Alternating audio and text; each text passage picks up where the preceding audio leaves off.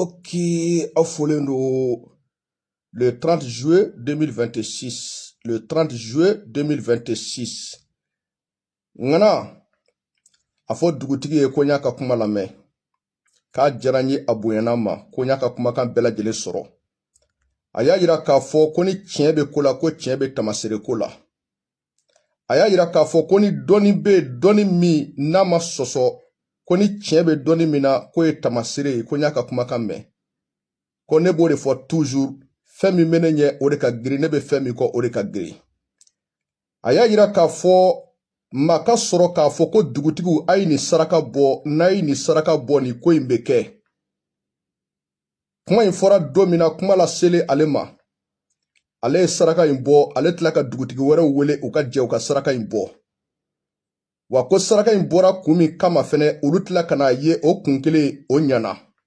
Donc n'ale bɛ da dɔnni na k'a bɛ da tamasere la. Ka da kan ko depuis ale bɛ dugutigiya la ka na se bi ma, maa ka sɔrɔ ka bɔ k'a fɔ dugutigiw a ye nin saraka in bɔ, n'a ye nin saraka in bɔ nin ko in bɛ dilan. Ko nin ye ale siɲɛ fɔlɔ de. Donc ko n'ale bɛ da dɔnni na, ale bɛ da tamasere la. A fɔ a ye ko n y'a ka kumakan bɛɛ sɔrɔ k'a diyara n ye a bonyana ma, mais tamasere tɛ yɛlɛma cogo t'a la. Adamaden ka diɲɛlatigɛ bɛɛ bɛ tamasere ka ŋana.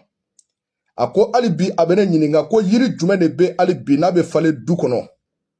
N'a bɛ du kɔnɔ, ni mɔgɔw bɛ sigi a suma la, n'a den bɛ dun, n'a bɛ se ka adamaden ka ɲɛnamaya dilan a ka tamasere kan.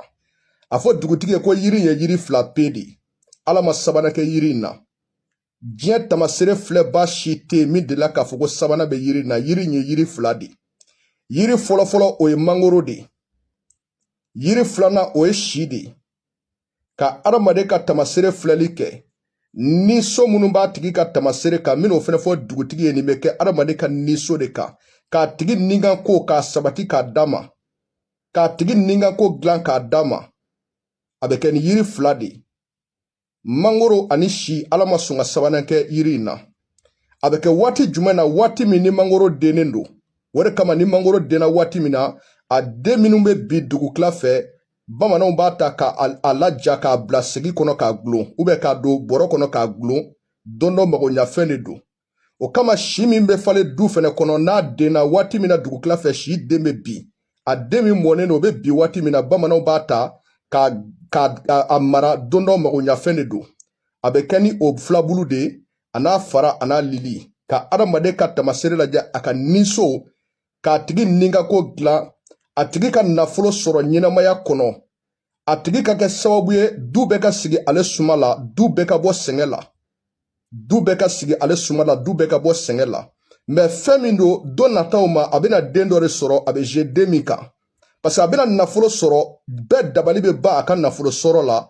Don dɔ a bɛna den dɔ sɔrɔ, den min n'a bɛ jouer o kan, mɔgɔw bɛna fɔ de ko karisa, ko jani ka nafolo ko kun ye a den de ja, a y'a den de saraka.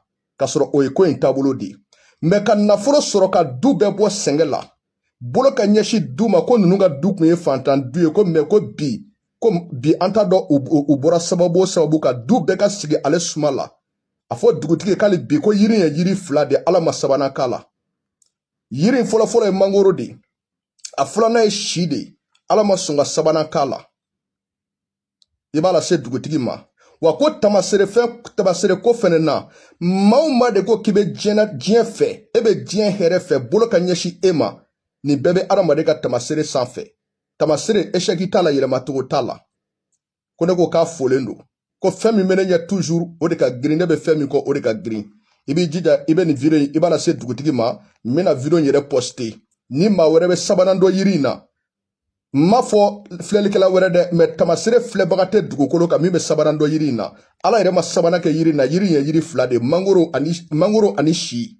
Ka adamaden ninkako sabati, a tigi ka nafolo sɔrɔ, fo k'a fɔ k'est-ce que k'a m'a den de kɛ nafolo ye. Nin yiri fila in de don. Aw folen don.